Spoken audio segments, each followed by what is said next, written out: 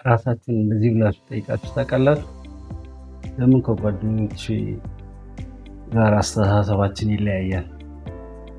አንዳንዶቹ በተፈጥሮ መሪ ሲሆኑ፣ ሌሎቹ ደግሞ ዝምተኛና አሳቢ ይሆናሉ። መልሱ ምናልባት በደም አይነታችሁ ውስጥ ቢሆንስ? አብራችሁን እንኳን ወደ ስኩል ኦፍ ብለድ በሰላም መጣችሁ።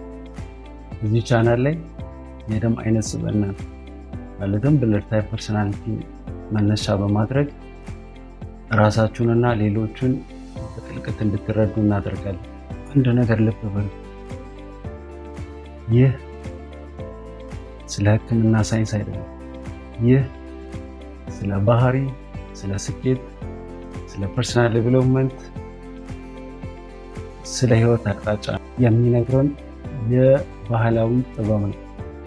ይህም ጥበብ ባህላዊ ጥበብ በምስራቅ ኤዥያ፣ ጃፓን፣ ታይዋን እና ኮሪያ አካባቢ በስፋት የሚታወቅ። ዓለም ላይ 4 አይነት የደም አይነቶች አሉ።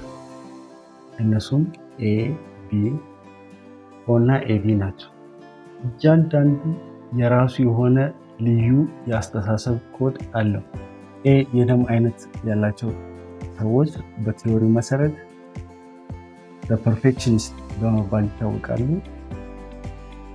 ፍጹምነትን የሚወዱ ወይ ደግሞ እንከን አልባ በመባል ይታወቃሉ።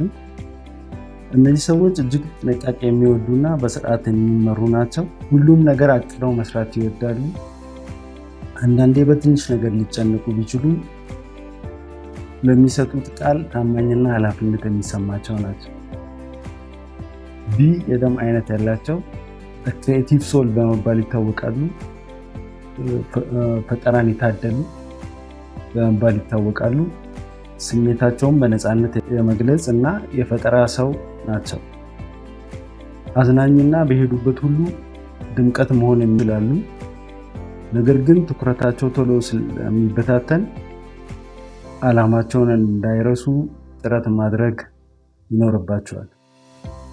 ኦ የደም አይነት ያላቸው ሰዎች ናቹራል ሊደር በመባል ይታወቃሉ። ተፈጥሯዊ መሪ በመባል ይታወቃሉ። በራሳቸው የሚተማመኑና ለግብ የሚኖሩ ናቸው። ችግርን ከመፍራት ይልቅ መጋፈጥን ይመርጣሉ።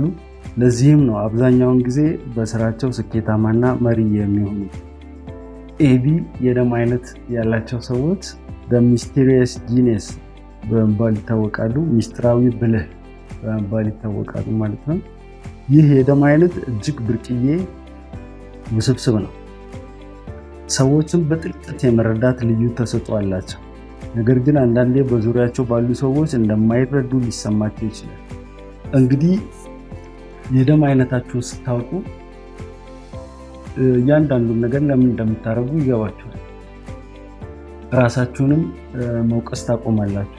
እንደውም በተፈጥሮ ያላችሁን ጥንካሬ ለስኬታችሁ ትጠቀሙበታላችሁ። በዚህ ቻናል ወደፊት ስለ ደም አይነት ስብዕና፣ ስለ ስኬታማ ህይወት፣ ስለ ሀብት ግንባታ፣ ስለ ፍቅር ግንኙነት ሰፋ ያሉ ቪዲዮዎችን እናቀርባለን። አሁኑኑ ኮሜንት ላይ የደም አይነቶን ይጻፉ። ራሱን የበለጠ መረዳት እና ሌሎችን መረዳት ከፈለጉ ቻናሉን ሰብስክራይብ ያድርጉ። ደሞን ይወቁ፣ ህይወትን ይቀይሩ።